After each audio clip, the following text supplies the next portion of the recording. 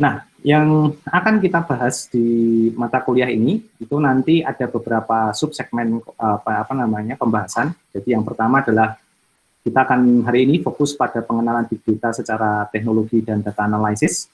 Konteksnya seperti apa saja yang lingkungan yang harus disiapkan, dan kemudian cara berpikirnya bagaimana, prinsip dan juga kalau bahasa saya kolektivitas pengetahuannya itu harus seperti apa, gitu ya. Nah, kemudian nanti kita juga akan mengenal di pertemuan berikutnya adalah big data sources, dan kita relatedkan dengan sustainable development goals, ya. Karena saya melihat relasi antara problem identification di sustainable development goals dengan prodi-prodi yang di sekolah pasca sarjana itu cukup dekat, sehingga kita bisa manfaatkan juga untuk agak in touch dengan problem-problem global, gitu ya. Kemudian nanti kita mempelajari big data teknologi and workflow, bagaimana prosesnya, kemudian bagaimana mengenal juga mengenai machine learning and deep learning, ya, gitu. Terus kemudian ini sebenarnya nanti disembunyikan dari teman-teman yang COVID-19, nanti akan saya ceritakan sendiri.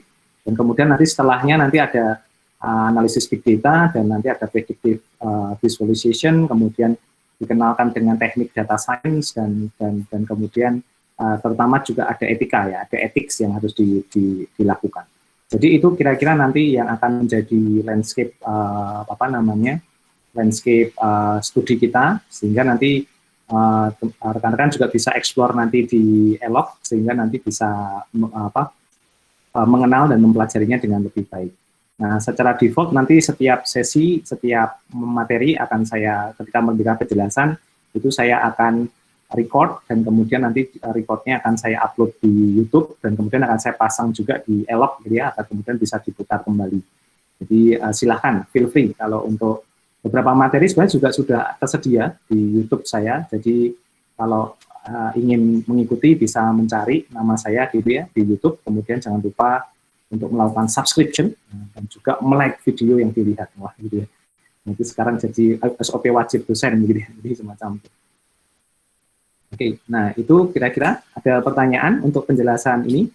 Oh ya, kemudian nanti untuk mid-sem atau ujian tengah semester, biasanya saya lebih suka itu tidak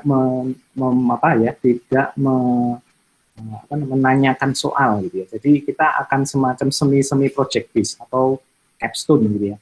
Jadi nanti ada aktivitas berkala selama UTS, gitu. Nah, nanti mungkin sekitar 2 minggu sekali itu ada semacam milestone project. Nah, milestone project inilah nanti yang harus direportkan, dilakukan dan direport, dan kemudian nanti dikumpulkan ketika UTS, gitu. Jadi istilahnya nanti bertahap semacam itu. Nah, harapannya dengan cara semacam itu nanti rekan-rekan sekalian bisa lebih fokus dan lebih bisa memahami apa yang akan kita kerjakan, gitu ya. Nah, sedikit cerita tahun lalu kelas ini menarik karena waktu itu berjalan separuh, kemudian di separuh itu kita masuk ke masa pandemi waktu itu. Nah, itu kelasnya kemudian kita jadikan proyeknya itu untuk di proyek data COVID, ya, untuk melakukan analitik data COVID waktu itu. Itu menarik sekali karena jadi kita bisa menghasilkan sesuatu yang bagus sekali waktu itu. Nanti saya ceritakan sambil sebagai best practice atau contoh-contoh penggunaan, gitu ya. Baik, ada pertanyaan? Feel free, ya, kalau ada pertanyaan boleh raise hand, kemudian open mic dan menyampaikan, atau bisa menyampaikan melalui chat, boleh. Ini saya stop dulu.